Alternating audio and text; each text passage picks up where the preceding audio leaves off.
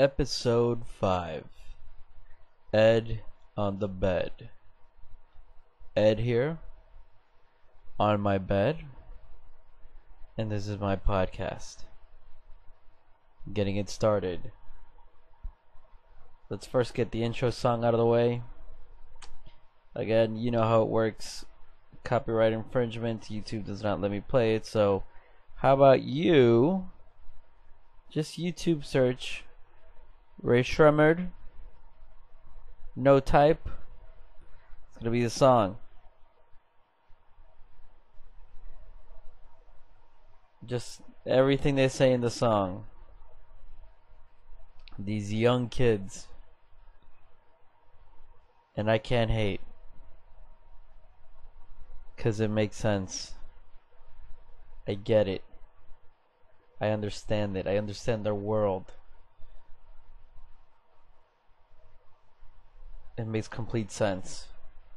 Subscribe me to the newsletter. I got the memo. I get it. So yeah, that's the intro song. Let's go ahead and get started. Today just kind of recovering from yesterday. Mostly pretty bad shape, but recovering, that is. But I'll get this out of the way real quick before I kind of go into everything. Last night, as y'all, most of y'all know, my whole deal is we go out on the Buenos Aires pub crawl. We all go to have fun. We go to bars, we go to clubs, and it's all good. Excuse me. At one point in the club, I'm there. It's probably around an hour or so before the club closes down, and I'm also about to leave. There with a few friends of mine, and I pretty much have my my cap on inside the club, and one of my friends there has like a jersey on. Mind you, throughout the whole night, I've said hi and what's up to every security guard I know, every manager that I know there, the owner, the guy who throws the Friday night party, a couple of other dudes that work there. I've said hi to everybody. All good. So at one point, I'm there chilling with my friends there, and this guy comes up with like real authority, whatever.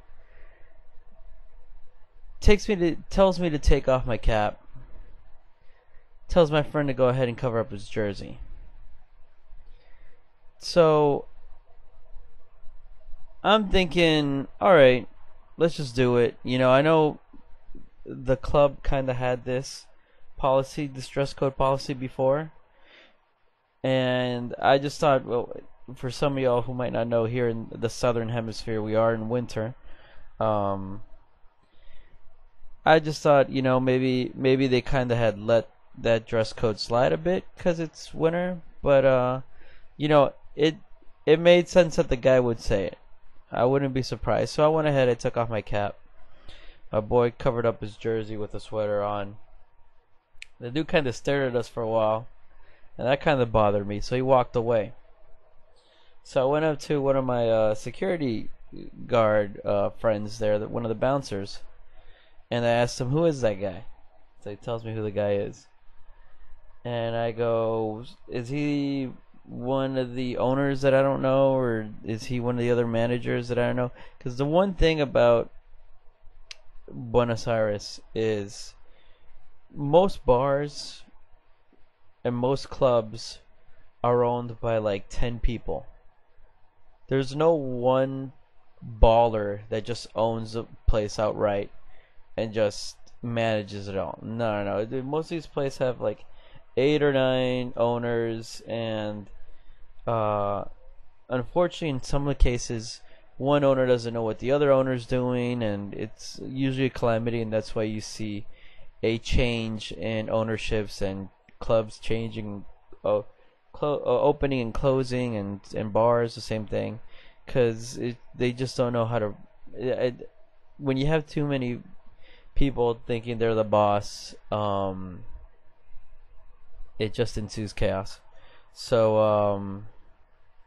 I'm thinking this is one of these guys, that probably just one of the owners I've never met, or some dude like that. And he tells me no, he's a Presencia. Presencia here is known as an RRPP. And RPP is known as Relaciones Públicas. Translation: Public Relations. Technically not public relations, but basically a promoter, club promoter. And I think it's wrong for a club promoter to consider themselves public relations, because there's obviously a big difference. Public relations, people that study public relations, they go to school for that, they get a diploma for that. I get it. That makes sense. Getting people to come out to a club, that's not public relations to me. That's just, you're at the most, all you can put event organizer on your resume or on your LinkedIn account. I don't know. But you're basically, and that the big thing about clubs here in Buenos Aires is each club has, there's different kind of clubs. There's the we take things serious kind of club, like the kind of club you'd see in any other international city in the world. And then there's the Buenos Aires club. And the Buenos Aires club is, the music they'll play is cachengue, which is a mix of Latin pop, maybe something that's top 40s, like mainstream worldwide pop. Then a little bit of like maybe a little bit of salsa, maybe a little bit of bachata. Just basically a lot of like rhythmic Latin kind of music. Let's just say that. And so that's the music that's playing. And they have like these clubs have anywhere between 10 to 15 RPPs working for them. And they all stand outside in front of the club door, and they're all,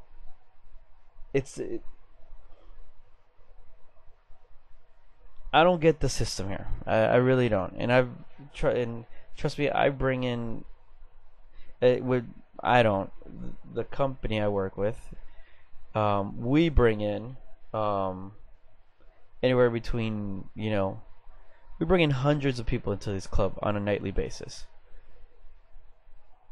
So, yeah, like I get it on my part, but I don't get it in their part, where these RPPs, what they do is they maybe get in 5, 6 people into the club that night. 4 of them are their boys. 2 of them might be, these hopefully cute girls. And they hook them all up with drinks and wristbands, VIP wristbands and everything, and it's like, they're not buying bottles, they're not consuming anything. You bring them there just to, I guess, fill up the club.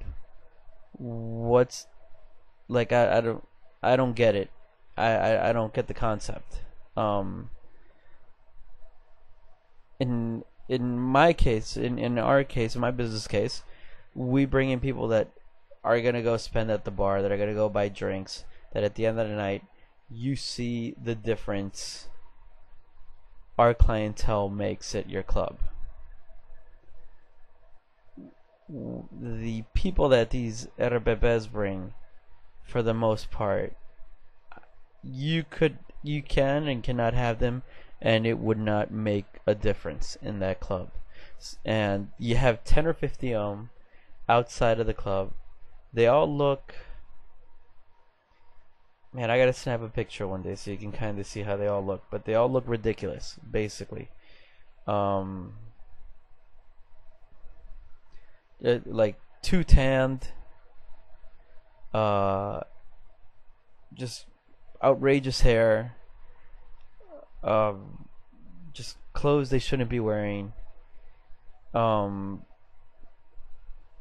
Very tacky. Let's just say very tacky. I don't want to get into too much of a description of them, but it's just this weird look, and I never understood why they need 10 to 15 Erebebes and what their deal is.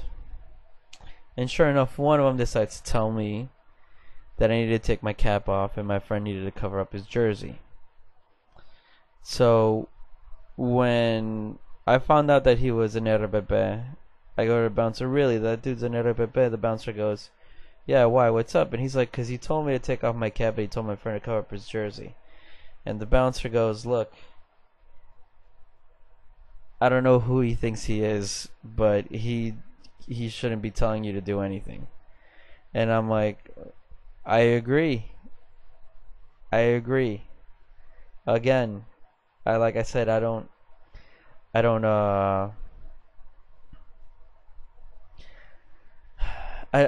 want to make like a big deal about it at the time because I was just having fun with my friends, but it was just stupid. And I could tell that this guy got off by just kind of being a boss in the club. So I go ahead, I take off my cap again, and I'm just there chilling with my boys, drinking, having fun, and I go later on, we're all about to leave, I go back to go say bye to the bouncer. Sure enough, homeboy Erebebe comes up and tells me to take off my cap. And I go, what's your name? He tells me his name. And I'm like, yeah, man, I'm not gonna take off my cap. And he goes, I've already told you twice to take off your cap. I go, well, tell me a third time then. Tell me a third time then, because it might help. I'm actually leaving the club right now. He goes, I don't care to take off your cap. I go, just tell me a third time then. Keep telling me. Keep telling me. See if the next time it'll work. See if the next time it'll work. And it's one of those things, and the bouncer just kind of started laughing and kind of pushed the Erebebe guy out of the way, and calmed him down there at the corner. But that experience was one of those where when you got some guy who probably has a big ego, and to know that he's messing with someone who can be just as arrogant as he is, if I want to be, like, just using arrogance with someone who's already arrogant is one of just and knowing that it'll work is one of the best feelings. So that was my high for the rest of the night and the rest of the day. I'll probably have to see this guy again soon, hopefully.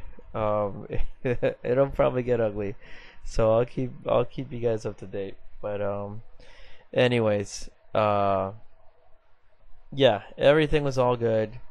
All the other bouncers and managers and everything said it was all good. So yeah. I just found it was funny. Anyways, let's keep going. I want to go ahead and give a shout out, actually, to an old friend of mine, Frank Horta, who hit me up the other day. Said he was he was checking out the podcast. Said he loved the stories. That it reminded him of a couple of stories. And mind you, he wasn't. He wasn't really involved in any of them, but he kind of knew the deal. Frank, to get a little bit into who Frank Horta is. Frank is this guy who, growing up in Miami, everyone knew Frank. He's that guy that everyone knows. You could go to a club and he'd know somebody at the club. You could go to a house party, just some random ass house party. He would know someone at the house party. You could go to the mall. He would know at least 5 people at the mall. You could go to McDonald's, and he's gonna know at least 3 people at McDonald's. Uh, this guy just knows people. Um, and I remember I would usually I had this was I remember I would skip class, and instead of going to like morning class, I would just I'd go to his house, and I'd wake him up so then I could go sleep at I'd go sleep in his couch. He'd go back to his bed. So then I'd totally skip like my morning class, just go to sleep. And for some reason Frank had this thing where he slept in like he would put the AC like at 55 degrees, and it was just the coldest place to fucking sleep in. Especially if you're sleeping on the couch. But it was better than going to morning class, so I definitely put up with it. And then Frank and I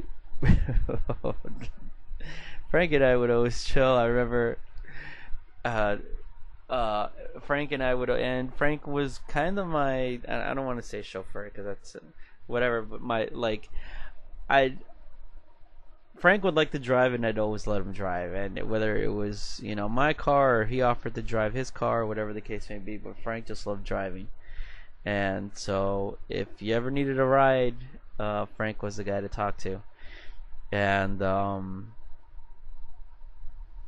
I still remember there was one day we were at a gas station, and we're filling up the tank.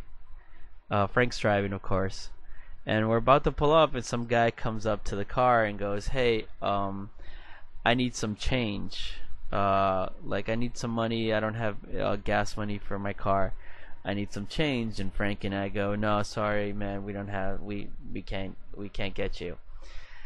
And the guy said something along the lines, "Come on, man. I'm old enough to be your dad. Wouldn't you want to help out your dad in this scenario?" And he's like, "If you were my dad, if you were my dad, I'd feel bad about it. If you were I'd feel ashamed right now if you were my dad asking me for gas money right now at a gas station." Just basically trying the shit out of this guy. And as we drove away, we're listening to R. Kelly. Did you ever think? I think that's the name of the song. R. Kelly. Did you ever think? Or I'm sure you could look it up as well. That's what we drove off to. Frank was also a person that also helped me plenty of times with some of my pranks. I used to have this thing where, in the area of Miami, which was unincorporated Dade, Miami Lakes, around there was always a lot of construction going on in the areas. So you could always drive by and find like construction sites and everything, and you'd be able to, and like, or detours, and because they'd close off a street or they were repairing the street or whatever. So we would steal like just construction site, like signs that would say detour, like cones, parking cones and everything, and just those, just stop signs, everything, and just construction tape, that construction yellow tape, and all that. And I remember we would just go into blocks, like our friends' blocks, and just close off their streets so that no one can drive in or out. And we would usually piss people off. I remember one time we closed off our friend Floby's house.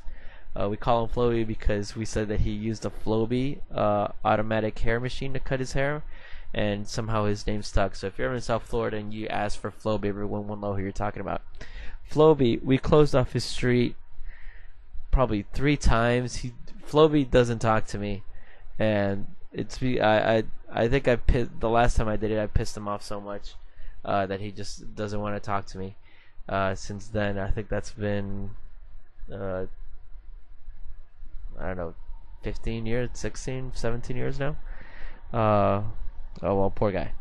Um, but yeah, I'd close off his street. Frank would help me out with that. I remember one time we also there was we also messed with another friend of ours, Gonzalez's car. Also, ever since we messed with Gonzalez's car, Gonzalo since then at that moment had never talked to me after that ever again.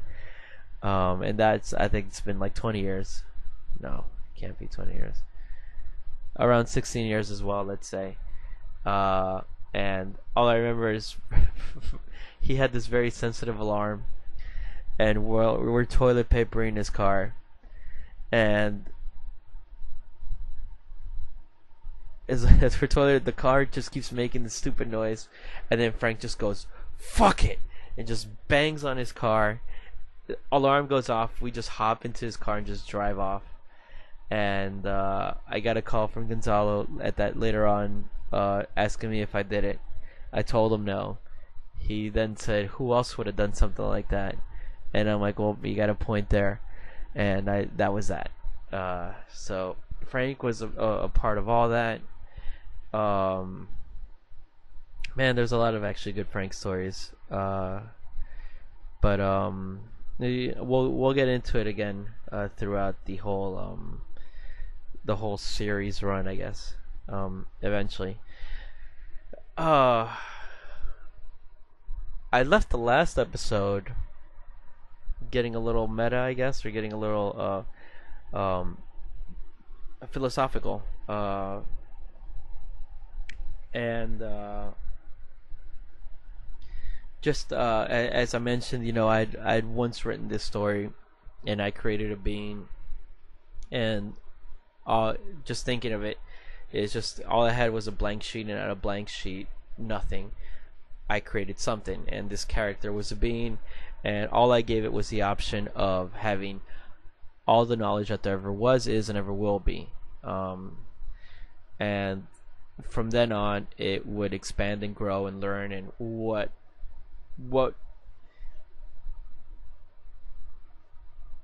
although it has that access, and it since it's such an omniscient being, that it would learn it immediately, instantly. We wouldn't see it as, the being would not see it as time. But it would still be divided into moments, if that makes any sense. And I guess like a multitask kind of moment. Like all things can happen at one same time, but you still define it separately in different rationalities, I guess. I don't know. Excuse me. Just kind of like when you have a web browser and you have different tabs open on your web browser, and one could be playing a podcast, the other one could be you're reading up on a blog site, and the other one you're keeping up with the score of some sports game. And like that, it's all happening at the same time, but it's divided into 3 different tabs.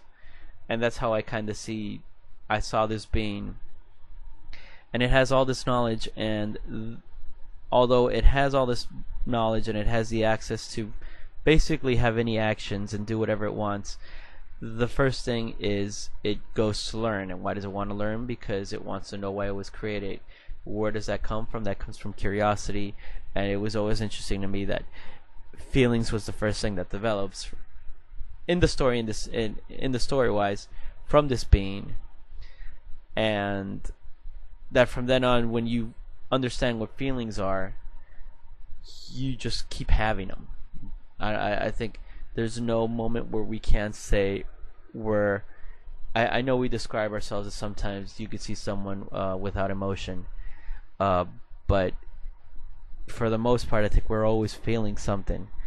And there's so many words that we could use to describe feelings, that there's always something. So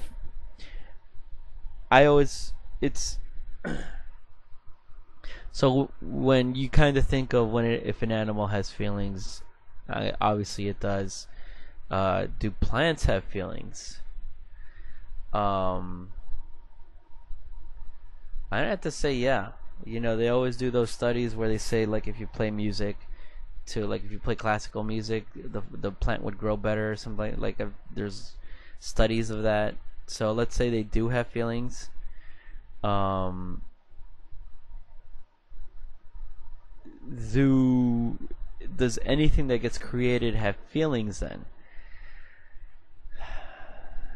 I mean, I don't like right now. I have a fan playing, on in the background. I would imagine the fan does not have feelings.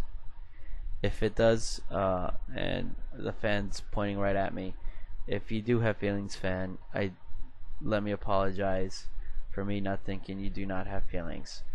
Um, but you've never expressed your feelings to me, so I cannot say that you do.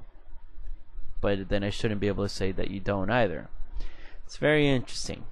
Um, but I guess it just goes into philosophy, and I always kind of wonder. I never really went much into that story, or never decided to finish it. I have this problem where once I start writing a story, in the middle of it I get an idea for another one, and then I go for that one, and then maybe I get an idea to go back to another one that I was writing beforehand, and so I'm always hopping around. I really can't have my mind set on one story or one novel or one poem or one uh, whatever I'm writing and stay focused on it, because I'll always have an idea for something else, and I hop to it before I get writer's block or on that idea or whatever the case may be. Excuse me. And I just thinking about it now, I might pick up on it once again, but it's I always like, is that then it goes into it goes into thinking of what our existence is now and what happened when everything was created, and if there was a being such as God or gods or whatever you want to believe, or the Big Bang, you know, there's got to be some being that kind of controls everything, or that kind of made everything what it is and what happened, and you got to think that that being has feelings. Again, I'm getting very religious now, so um, I'm not saying I know much about. I mean, as much as I had world religions and I know about religions, um, I'm not gonna say one's right or one's wrong, and I'm certainly not gonna go ahead and uh, die for a religion. I don't think that's the point of them. But all right. Yeah, that's now getting into different topics there. But yeah, I think I just wanted to kind of finish that off and explain that a little bit better. I hope I did. Um, skipping back to another topic that I once touched on was Tinder, and I was talking about Tinder and how it is modern dating and everything. And the other day I was on Tinder just messing around, and I have this thing where I don't just swipe left, swipe right. I don't just it's I'm very interested in the mindset of people on Tinder. And what I mean is I study profile. Like I'll click on the profile to get more info and look at the description, because I'd really like to see sometimes what people write. And this is anybody. I'm not only looking at the girls that I'm interested in. I'm looking at the girls that I'm not interested in, and seeing what their mindset is. There's some girls that you see on there that you wonder, like, why are you on here? And I get the curiosity of just seeing what do they put on their profile to think that it would catch the eye of someone. What kind of pictures do you think that's gonna make guys want to swipe right? I mean, I'll be honest. For every girl there's always a guy that's gonna swipe right. So I don't think that's a problem. But it's just I wonder sometimes, in some cases, who's the guy who's swiping right on this girl or that girl. I'm not and I don't mean it in a mean way, and really, well, I might be meaning it in a mean way in some cases, but whatever. In most cases, it's like you'll see a profile and their main picture is a picture of a cartoon or a drawing, and you're like, what makes you think I'm gonna swipe right on a drawing? So I kind of like it to investigate those profiles. A profile of someone who took a picture of their dog, like, yeah, it's a cute dog, but that's not you. What makes you think I'm gonna swipe right because you put a picture of your dog? Oh, nice, you took a picture of the Eiffel Tower. Why am I gonna swipe right for a picture of the Eiffel Tower that you're not even in? I always wondered about those. And by doing so, for instance, there was one that I saw one time, and it was this girl, and I read her profile, and her profile said, "Do not add me if I don't know you. I'm only chatting I only chat with people I know."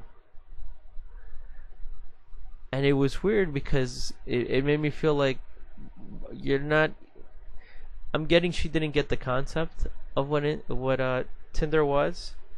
That's the only thing that kind of made sense, because like you don't Tinder is not I mean, I know it has a message option, but I think 5 sentences into the message option, you're always asking, "Hey, pass me your Facebook or pass me your WhatsApp." I don't think it goes any farther than 5 messages. Like I found that weird. Like if you're gonna use Tinder, use it to meet people or hook up. You don't use it to, if you want to chat with your friends, use Facebook chat, use Google chat, use an email, use AOL Instant Messenger, use a conventional mail, make a phone call. There's so many other things you could do. I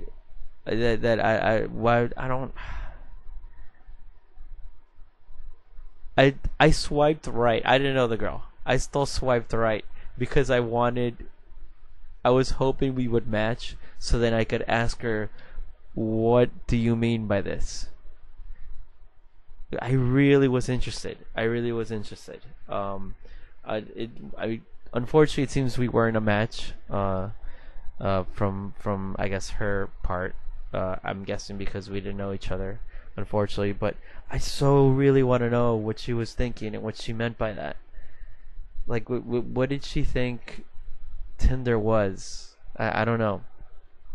And then there's other ones where I've seen profiles where there's the girl, and the girl is like making out with a guy, and then you go into the profile and you're like, because that's obviously a weird one, because you're like, well, why is she making out with a guy and you're on Tinder? And then you look at the description, and they'll say, I'm just looking for friends, or I'm taking, not interested.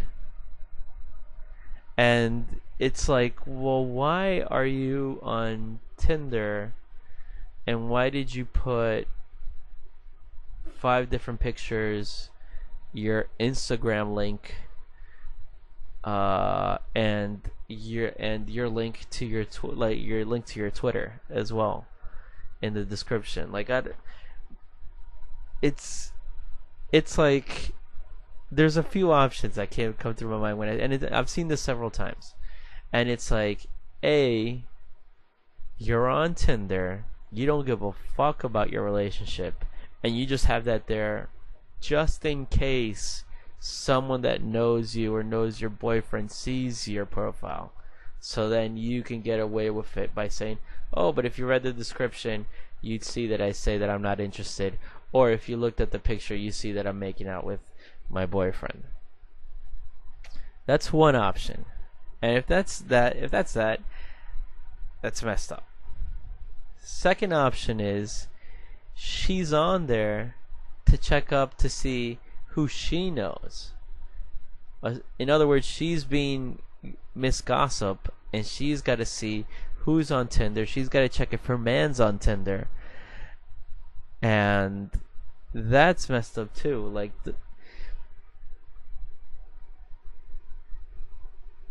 the community that should be on Tinder should be people that are single and that are interested in meeting people. Don't get on Tinder. Like if I'm that guy's boyfriend, if I'm that girl's boyfriend, I'm thinking to myself, man, this is a crazy bitch. This bitch is crazy. Either she's cheating on me, or she thinks I'm cheating on her. And she's got to check Tinder to see if I'm cheating or not, or if I'm going to pop up eventually. Like, that's crazy. I don't but there's people out there like that, and that surprises me. So I never understood that. And if you know someone like that, or if you're like that, please just get off of Tinder. It's not meant for you. It is not meant for you. Okay? Okay, thank you. That was my public service announcement for that.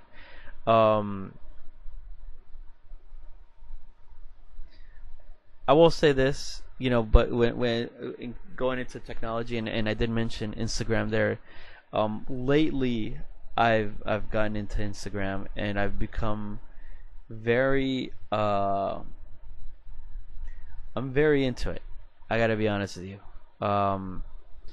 It makes public transportation here in Buenos Aires that much more just comfortable and just entertaining. And because you're either in Buenos Aires. If you've never been, Buenos Aires is like New York. I'd say Buenos Aires is like New York before Giuliani came around. Like, if you've ever known New York in the 70s and how grungy and scummy a city it was, that's the same way Buenos Aires is now. Excuse me. And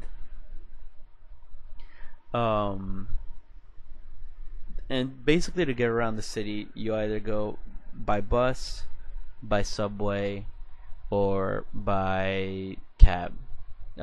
People do own cars and motorcycles, and they get around like that. But for the most part, there's never any parking. It's just dumb. The public transportation system is good enough to where you could pretty much get anywhere you need with it. So everyone does that. Thankfully, with technology nowadays, it's just basically I could get on Instagram and just entertain myself. And the one thing I find interesting about Instagram is how many selfies there are, how many. This is not a complaint, and this is not me dissing. The opposite. This is me actually enjoying this and enjoying the visuals that I get. Because to be honest, most of the visuals I get on my stream or on my feed, whatever you want to call it, is basically a whole bunch of hot chicks. All beautiful. Girls, if any of you are listening, you're all beautiful. Just beautiful girls. And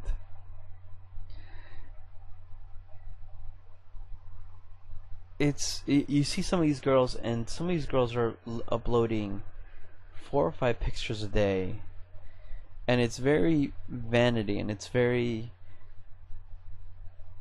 I don't want to say like narcissistic, but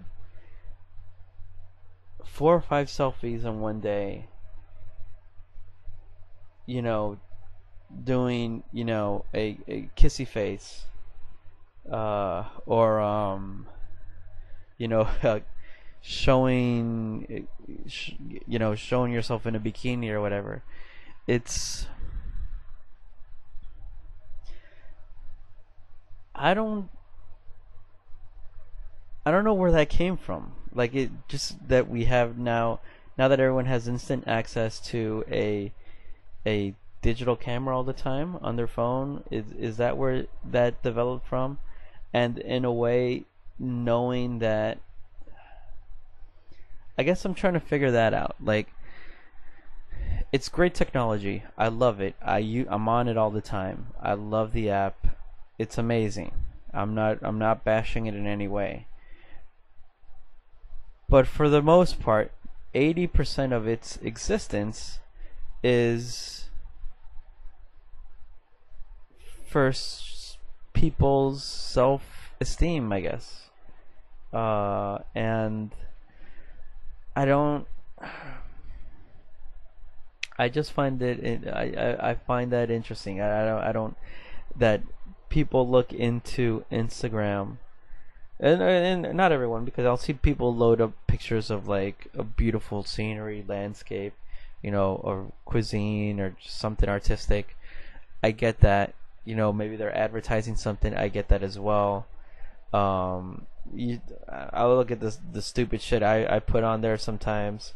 Bottle popping and shit like that. So I get. I know it's not. I know it's trivial, most of the stuff that's on there, because and my stuff's included in that, especially my stuff. But it's very interesting to see how I'm not saying that the girls or anyone who does selfies on Instagram or anything is narcissistic. I'm not saying that. I don't know. I don't know most of them, to be honest with you, so I can't even confirm that. And by all means, if you're beautiful and you're attractive, you should flaunt it. Please. I'm fortunate to be able to admire such beauty, as is the world.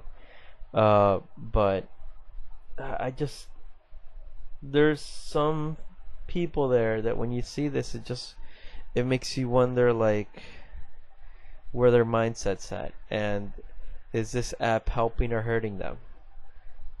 And then, is it helping or hurting the culture of what society should be, or what we should expect them on how people should be? Because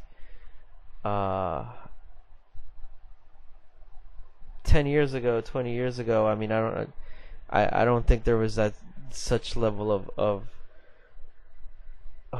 vanity, and I hope, and that, wow, this is something very very hipster of me, and I didn't want to go that route, but I you know what, I'm gonna shut up. I'm just gonna keep using Instagram. I'm gonna enjoy it. But yeah, I still have that question in my head. Maybe eventually I'll just answer it. I know this is sounding very random, my thoughts today on this podcast, but I guess that's just still recovering mode for me. So yeah, hopefully I'll get a grasp of my thoughts. And then the other thing this reminds me of is, what was it, a week ago or two? There was an article I saw online about quote unquote this Vine celebrity who was caught trying on film was trying to convince his underage girlfriend to perform oral sex on him, and that it looked kind of rapey, or the scenario looked kind of like he was forcing her into giving him oral sex. And yeah, that's very messed up, and I'm not, and y'all know how I feel about all that. I'm very against pressuring women into doing anything they don't want to do. wanted to do. But what also surprised me was that there was an article, and the reason there was an article for this was because he was a Vine celebrity. And for y'all who don't know what Vine is kind of like a Twitter or kind of like an Instagram where you just upload a video, and I think it's 15 seconds, and that's basically it. A place where you can upload short videos. And a lot of people have made, I don't want to say a career, but have gained a little bit of notoriety because of it, and because they were funny or motivational or inspiring or cool in their videos. This dude, I wanted to see what made, I don't even remember the dude's name, but I did go into his Vine account, and I wanted to see why was he considered a Vine celebrity. And I look at his videos, and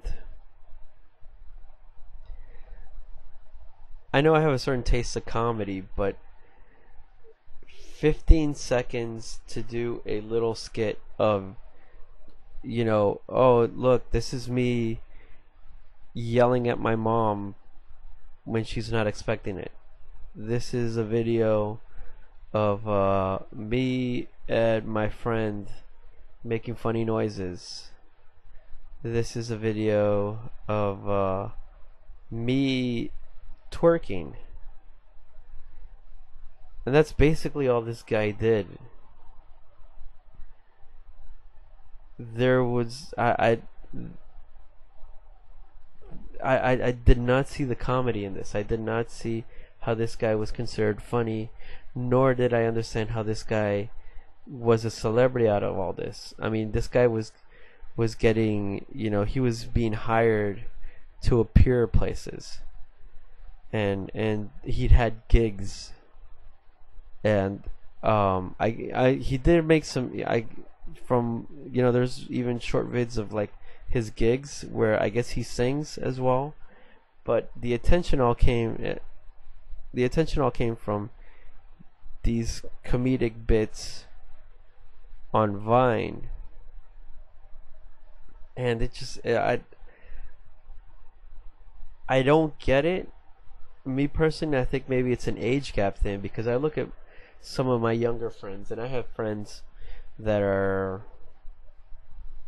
let's see, that are 18, 19, young guys and girls, and I'll see how their jokes are and how they think they're funny, and most of the times they're not. And I hate to say it, young bucks, but you're not funny, and a lot of their jokes reminded me of like what this guy thought was funny, and it's this short attention span thing where I never, like, to me, I've had friends think, I've had people tell me, oh yeah, he's funny, so and so is funny, and I'm like, why is so and so funny? This so and so is not funny. No, but you never see the stuff that so and so posts on their Facebook account. Yeah, it's a whole bunch of 9gag memes. Yeah, that's so funny. Yeah, but he did not create those memes. He just shared a link. Oh no, man, but you're just being mean. No, I'm not being mean, I'm being real. He's not funny. He shares 9gag memes online. That's not funny. That's not funny. And so, and it's weird how that's defined, and I'm always surprised at just how, like, not that I'm saying I'm better because I'm older. I'm better because I am. No. It's it's interesting to see the short attention span that we have, and how 15 seconds could make someone into a star and a celebrity. And by doing so, I think you get people that shouldn't be stars and celebrities and be put into this level of fame, because then you see what happens, like what happened to this dude. And well, hopefully we all learn from that experience and make sure that we do not repeat such acts, I guess. But who am I to talk? I mean, look, I'm using a mic right now connected to my laptop, and I'm doing a podcast. So who the fuck am I to be talking about all this nonsense, right? Anyways, once again, give a shout out to my boy Frank and everyone back in 305. Next episode, or one of the next episodes, hopefully I'll have the whole interviews ready, and we'll go into that format every so often. Then we'll go back to this very unorthodox format. I think I'm alright. I don't think there's anything I want to kind of leave on, other than the Miami Heat did alright in their draft. Looking forward to that. Looking forward to next season. And I'm gonna be pretty busy here in Buenos Aires. For y'all who might not know, we're bringing we're gonna be the company I work with. We're bringing back the sports bar experience here in Buenos Aires, and we'll have more news on that. I'm sure I'll go ahead and put more info on my all my social media outlets. But definitely look forward to that. It's gonna be awesome, the ideas we have for it, and it truly is one of a kind. And it's just one more thing that we're offering people to enjoy in the city of Buenos Aires, alongside the Buenos Aires pub crawl, the Out and About Gay pub crawl. Which, by the way, I'll touch upon that. It's it's good news to hear that they're they legalized gay marriage in all 50 states in the United States. Here in Argentina, it was already legal a while back, just as it's been in other countries in the world. So it's only a matter of time, I guess, when it becomes worldwide. I don't get the backlash in it. I don't get the people hating on it because of religious reasons. If you want to get married, go ahead and get married. I don't ever see myself getting married, so I don't really get the point of getting married. But I understand people love getting married, and people want to be able to express their love for each other, and that's a way where I think people feel like it's more permanent, and everyone should have that right to feel that. So I'm glad that that's now an option in the States. It's about time. Also, the other thing, I always most of y'all knew I grew up in New Orleans, and so I know about the Confederate flag. I even wrote a history project that I got to the state fair with, because I wrote a history project defined as what makes a great general. And in that project, I compared Norman Schwarzkopf to Robert E. Lee. And in New Orleans, I got passed. I got a good grade. I got a good grade in my school for that. I got a good grade in the parish for that. And like I said, I went all the way to state with that. What do I think about the excuse me? What do I think about the Confederate flag and the Confederacy? Again, I'm of Hispanic descent, and I've dealt with racism, but nowhere near the level of what racism was back then. So I completely understand why it's inappropriate to have the Confederate flag. I think some people look at it, not to defend them at all, but I I do understand the argument when some people say that it's more of a historic thing because they had their great grandparents fight in the war, and it was, although it was mostly because of slavery, it was just sometimes where you're just fighting for your land and for your family, and I guess it's kind of trying to keep that history alive in some cases, but that's very little cases, so I can't say that that's a good enough reason for me. It's definitely some backyard southern racist mentality. I know I know those people. I've lived with those people, so I know what's going on there. And yeah, I mean, there's other ways you can remember the past and remember your grandparents or your great grandparents or your ancestors, whatever you want to fucking honor. And you don't have to honor them by having a flag that makes many people uncomfortable. Many people uncomfortable. So it's all about just. I think it's an old mentality, and it'll eventually. Let's be blunt. It'll eventually die and go away. We just got to give it a couple more years, you know. And it's how it is everywhere in the world and in times, and just give it time. So to that, I think I'm all right. I'm gonna call it now. Stay up to date. I'll have something up soon, early the week, and I hope you enjoyed this one again. I'm apologize. My mind's like all over the place, but hopefully I'll be a little bit more organized on the next one. All right, guys. I hope at least y'all were entertained somewhat. Take care, and until next time. Bye.